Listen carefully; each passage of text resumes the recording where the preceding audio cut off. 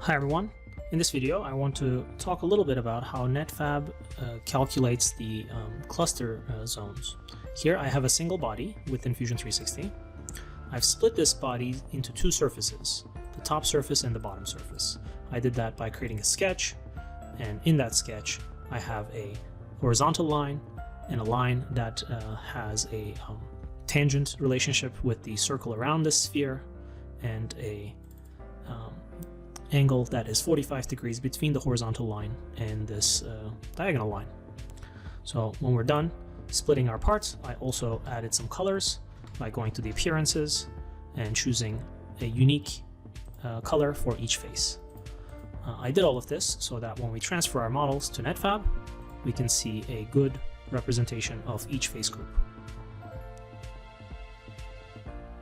Once the part comes into Netfabb, you can see that the top surface is yellow and the bottom surface is orange.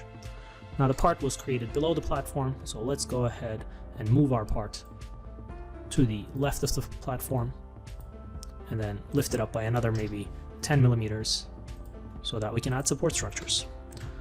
When we select our part and go to generate supports, we will see a visualization based on the detection mode. If we choose the detection mode to be none, Netfabb 2025 now shows us our part with the colors that we generated within the CAD package. We also have a downskin visualization.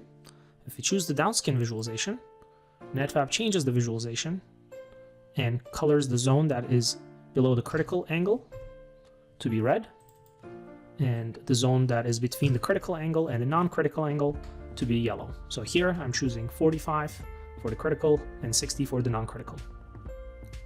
This is just a visualization of the downskin zone.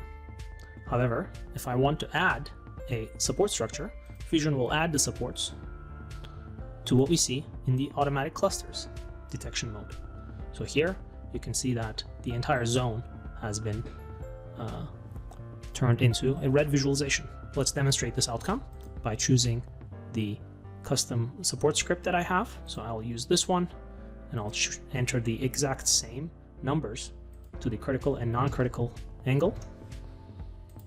Save it and execute, and you will see the supports that Netfabb generates go all the way to the edge of the cluster, which is represented with this red zone. And once again, that red zone was the automatic clusters zone.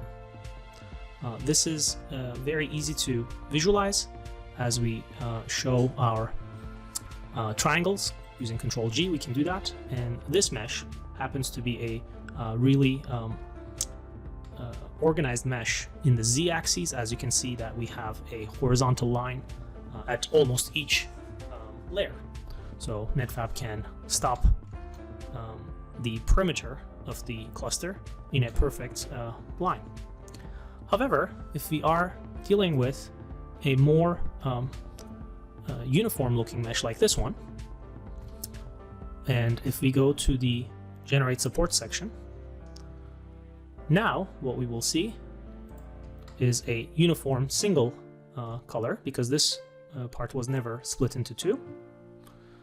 And if we look at the downskin visualization using the same inputs of 45 degree and 60 degree, we see a more jagged look when we look at it from the bottom for the downskin visualization. And if we look at the same for the automatic cluster zones, we will see a different visualization where the perimeter of the cluster is a little smoother, and it includes triangles that are both in the critical zone and the non-critical zone, but not necessarily entirety of the non-critical zone. You will notice that some of these triangles that are still yellow have not been included in the automatic cluster, and it is because of how Netfabb determines what is supposed to be in the cluster and what is supposed to be left out. For example, if a given triangle is neighboring is not neighboring any non-critical or critical zones, that triangle is ignored and is not included in the cluster. So if we go to the support scripts and add our support, once again I'll double check and make sure that my cluster is the 4560 and execute, you will see that our supports go all the way to the edge of the automatically selected cluster, but does not include any of the zones in the yellow triangles when we're looking at it in the automatic cluster detection mode. In this video, we covered how to create CAD models and split them into different faces, and the different visualizations we have within Netfabb for the detection mode, specifically none, downskin, and automatic clusters, and how Netfabb creates supports within the support script generation actions based on those critical and non-critical zones, and how critical zones are added with the non-critical zones when an automatic cluster detection mode is utilized. If you have any further questions on this topic, feel free to reach us at the Netfabb forums.